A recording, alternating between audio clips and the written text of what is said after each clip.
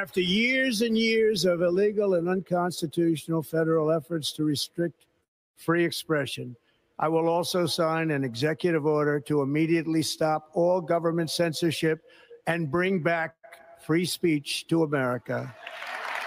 అది జనవరి 20వ తారీఖున Donald Trump ఇచ్చిన ఇనాగరల్ స్పీచ్లోని ఒక చిన్న భాగం అండి. గవర్నమెంట్ సెన్సర్షిప్ని ఆపివేస్తూ ఫ్రీ స్పీచ్ని తిరిగి తీసుకొస్తూ ఎగ్జిక్యూటివ్ ఆర్డర్ ఇస్తానన్నాడు. Never again will the immense power of the state be weaponized to persecute political opponents.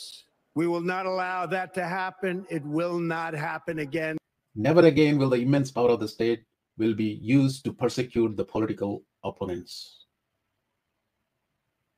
Okay, boss. Is that what you did with Jimmy Kimmel? Charlie Kirk హత్య నెపంతో Trump administration అమెరికాలో ప్రాథమిక హక్కుల మీద దాడి చేస్తూ ప్రజాస్వామ్య విధ్వంసానికి దారి తీస్తుంది అన్న భయంతో కొన్ని వీడియోలు పెట్టాను ఒక వారం రోజులుగా. అందులో కొత్త అధ్యాయం నిన్న జరిగింది. అది జిమ్మీ కిమ్మల్ లేట్ నైట్ కామెడీ షోని రద్దు చేశారు ఏబీసీ నెట్వర్క్ వాళ్ళు. ఏబీసీ నెట్వర్క్ ఓనర్ డిస్నీ సంస్థ ముఖ్యంగా. ఆ జిమ్మీ కిమ్మల్ షో రద్దు చేయబడతాం అసలు ఎందుకు జరిగింది? సోమవారం నాడు తన షోలో మోనోలాగ్ లో మాగా వర్గాల వాళ్ళని కించపరుస్తూ అన్నాడట. దానికి మాగా వర్గాలు రిపబ్లికన్ పార్టీ వాళ్ళు అగిబుగైపోయారు. వాళ్ళ మనోభావాలను దెబ్బతీసిన భాగం ఇది. We hit some new lows over the weekend with the MAGA gang desperately trying to characterize this kid who murdered Charlie Kirk as anything other than one of them and doing everything they can to score political points from it. Demolition, construction.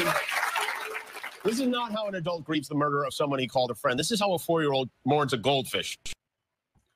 ఆ వ్యాఖ్యలలో మాగాకి బాగా అభ్యంతరకరం అనిపించింది. వాళ్ళ మనోభావాలను దెబ్బతీసింది మాగా gang అన్న phrase అట. అలాగే Trump కి కాలిన విషయం తను మోన్ చేయటాన్ని ఎద్దేవా చేశాడని. అది జరిగింది సోమవారం మోనోలాగ్ లో. మంగళవారం ఉదయం ట్రంప్ మాగా అలాగే రిపబ్లికన్ పార్టీ వాళ్ళు తీవ్రమైన ఆగ్రహం వ్యక్తపరిచారు.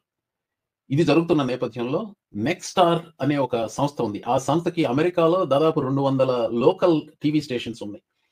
ఈ నెక్స్టార్ సంస్థ టెగ్నా అనే ఒక సంస్థని ఎక్వైర్ చేయడానికి సిద్ధపడుతుంది. ఈ నెక్స్టార్ సంస్థ 200 అఫిలియేట్ స్టేషన్స్ లో ఏబీసీ నెట్వర్క్ ని వాళ్ళు లోకల్ గా ప్రసారం చేస్తారు. వాళ్ళు వెంటనే ఒక నిర్ణయం తీసుకున్నారు, జిమ్మీ కిమ్మల్ షోని ప్రసారం మా లోకల్ స్టేషన్స్ లో ప్రసారం చేయమని. నెక్స్టార్ తో పాటు ఇంకోటి ఉంది సింక్లేర్ బ్రాడ్కాస్టింగ్ అని. వీళ్ళిద్దరి మధ్యన దాదాపు అమెరికాలో ఉన్న లోకల్ టీవీ స్టేషన్స్ అందరూ వీళ్ళిద్దరూ ఈ 2 సంస్థలే కంట్రోల్ చేస్తాయి. అది చాలా తీవ్రమైన నిర్ణయం. అది ఏబీసీకి ఎఫెక్ట్ అవుతుంది. అలాగే ఏబీసీకి ఎఫెక్ట్ అయితే డిస్నీకి ఎఫెక్ట్ అయినట్టే కదా.